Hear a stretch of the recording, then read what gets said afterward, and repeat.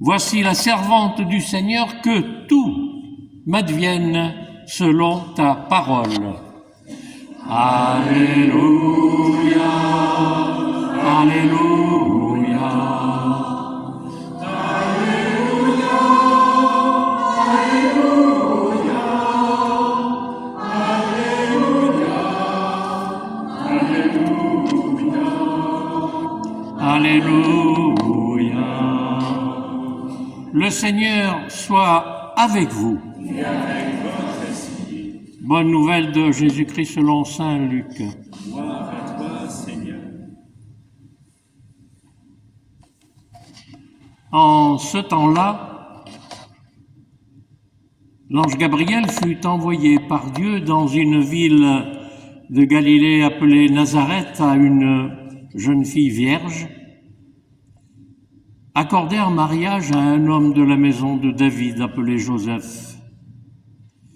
Et le nom de la jeune fille était Marie. L'ange entra chez elle et dit : « Je te salue, comblée de grâce. Le Seigneur est avec toi. » À cette parole, elle fut toute bouleversée et elle se demandait ce que pouvait signifier cette salutation. L'ange lui dit alors : « Sois sans crainte, Marie, car tu as trouvé grâce auprès de Dieu. Voici que tu vas concevoir et enfanter un fils. Tu lui donneras le nom de Jésus. Il sera grand, il sera appelé Fils du Très-Haut. Le Seigneur Dieu lui donnera le trône de David son père. Il régnera pour toujours sur la maison de Jacob et son règne n'aura pas de fin. » Marie dit à l'ange : « Comment cela va-t-il se faire puisque je ne connais pas d'homme ?» L'ange lui répondit : « L'Esprit Saint viendra sur toi et la puissance du Très-Haut te prendra sous son ombre. C'est pourquoi celui qui va naître sera saint. Il sera appelé Fils de Dieu. Or, voici que dans sa vieillesse, Élisabeth, ta parente, a conçu elle aussi un fils et en est à son 6e mois, alors qu'on l'appelait la femme stérile, car rien n'est impossible à Dieu. Marie dit alors : « Voici la servante du Seigneur, et que tout m'advienne selon ta parole. » Alors l'ange la quitta. Acclamons la parole de Dieu.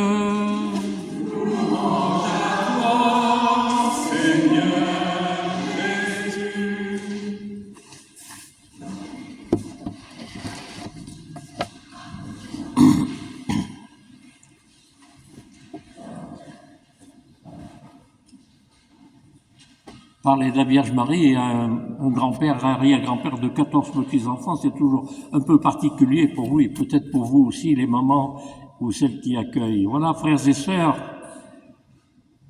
l'évangile d'aujourd'hui peut, du moins ça a été mon cas, nous paraître un peu décalé puisqu'il annonce à Marie ce qui va advenir alors que justement aujourd'hui nous sommes à la veille de l'événement. C'est vrai que cette annonce avait été faite il y a déjà 9 mois, c'est bien calculé. Luc devait être un peu médecin, c'est vrai d'ailleurs, et 9 mois, il avait déjà fait cette même annonce. Frères et sœurs, ce temps de l'Avent, de l'attente a été pour nous tous, ensemble, mais aussi pour chacun un temps de cheminement. Un temps d'espérance, comme le souhaitait Denis lors de notre 2e étage. Et si vous le voulez, juste un peu, rafraîchissons un peu notre mémoire et reprenons ensemble ce que nous avons fait pendant ce cheminement. Regardons ce que nous avons partagé ces derniers dimanches. Toujours avec Denis, nous avons parlé de cette espérance folle que nous donne la venue de cet enfant promis. Et dimanche dernier, Jacques posait des questions à l'Assemblée, surtout aux nombreux enfants qui étaient là, après qu'eux-mêmes aient lu l'Évangile avec leurs parents, cet Évangile de Jean. Il leur demandait, entre autres, j'ai pas tout retenu, qui est présent dans cet Évangile et quel mot met-il dans la bouche de Jean? Alors, frères et sœurs, et nous, que répondrions-nous à ces questions après ces 3 semaines de cheminement avec Joseph et Marie? Et surtout, qu'avons-nous partagé dans ces célébrations qui nous ont accompagnés dans notre vie de tous les jours? Qu'avons-nous partagé dans ces célébrations et dans notre vie de tous les jours? Que nous ont dit ces textes? Quel chemin nous ont-ils aidés à parcourir? D'abord, la première semaine où Marc nous dit « Prenez garde, restez éveillés, vous ne savez pas quand ça sera le moment. » Marc, toujours, nous dit « Préparez le chemin du Seigneur. » Puis Jean, qui rappelle que ce n'est pas lui qui est attendu, en rappelant les paroles d'Isaïe, « Je suis la voix de celui qui crie dans le désert, redressez les chemins du Seigneur. » Ben voilà un programme qui est tout tracé et on l'a vécu, on l'a préparé. Et enfin, de nouveau cette semaine, Luc qui nous dit ce qui avait été dit à Marie, cette jeune fille de 15 ans qui avoue son ingénuité, pas sa petitesse, mais son peu de place, apparemment. « Sois sans crainte, Marie, car tu as trouvé grâce auprès de Dieu. » Sois sans crainte, Marie, car tu as trouvé grâce auprès de Dieu. Voici que tu vas concevoir et enfanter un fils à qui tu donneras le nom de Jésus. Pas de problème, tout va bien. Alors aujourd'hui, frères et sœurs, à la veille de cette naissance, parce qu'on peut peut-être penser que la veille, Marie commençait peut-être à avoir quelques petites douleurs qui allaient annoncer l'événement. Revenons quand même à ce que c'était humainement pour nous. Et nous pouvons être étonnés que l'annonce faite il y a 9 mois, encore renouvelée cette semaine, annonce cet événement pour demain. Moi, je m'étais dit, est-ce que justement, comme ça avait été pour les parents de Jean le Baptiste, qui avait dit au papa, puisque tu ne me crois pas, tu vas devenir muet jusqu'à la naissance. Alors nous n'avons pas été muets, ça veut dire qu'on a cru, qu'on espérait, et qu'on espérait que ce qu'il disait était vrai. Il me semble, et je vous confie ce sentiment, que cette annonce qui arrive presque au bout de notre attente, oui, cette parole de Luc est là pour nous dire, pour nous appeler à lire comment nous lisons ce temps de maturation, ce temps d'attente de Marie et Joseph plongés dans ce mystère qui, peut-être, malgré toute leur foi, peut être difficile à saisir, et Marie l'avait bien dit à l'ange. Frères et sœurs, est-ce que ce n'est pas notre cas? Comment aujourd'hui nous remplir de la promesse qui nous a été faite? Non pas d'un sauveur triomphant, mais d'un enfant à choyer, à nourrir et à protéger. Non pas un sauveur triomphant, mais un enfant à nourrir, à porter, à soigner, à protéger. Cet enfant, frères et sœurs, n'est-ce que c'est pas celui qui vit dans le cœur de nos vies, avec les difficultés qui nous assaillent et qui pourraient quelquefois nous donner envie de fuir. N'est-ce pas cet enfant qui vit au cœur de nos vies, avec ce que nous sommes, notre vie, facile, pas facile.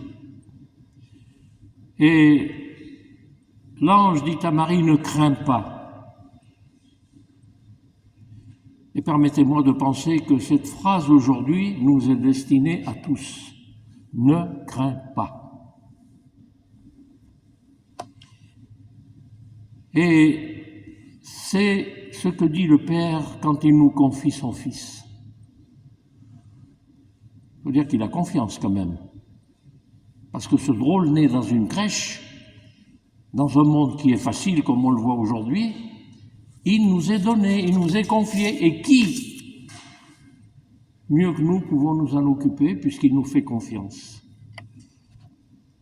Oui, il nous fait confiance même si ce monde où arrive Jésus, prince de la paix, si mal nommé aujourd'hui, et pourtant c'est le prince de la paix que nous attendons, que nous souhaitons. Oui, ça n'est guère encourageant, mais il n'empêche que le Père nous dit et redit qu'il nous fait confiance. Il nous fait confiance pour faire vivre cette joie de la naissance. Il nous fait confiance pour dire et redire cette joie et l'espérance de cette naissance. Au début de l'Avent, je rappelle, frère Denis nous disait que cette expérience nous rappelait en plus qu'elle devait nous donner envie de vivre de cette nouveauté. Nous donner envie de vivre de cette nouveauté. Oui, frères et sœurs, Marie et Joseph vont nous confier Jésus, eux aussi, là où ils sont, avec ce qu'ils sont, et que par-dessus tout, ils nous font confiance. Alors, frères et sœurs, quel que soit ce qui se passe, quelles que soient nos situations, ce qui se passe dans nos cœurs, il nous est donné de vivre cette naissance dans la force. Il nous est donné d'espérer la nouveauté, envers et contre tout. On aurait pu chanter « Un enfant nous est né à Bethléem en Judée », mais ça sera demain soir. Amen.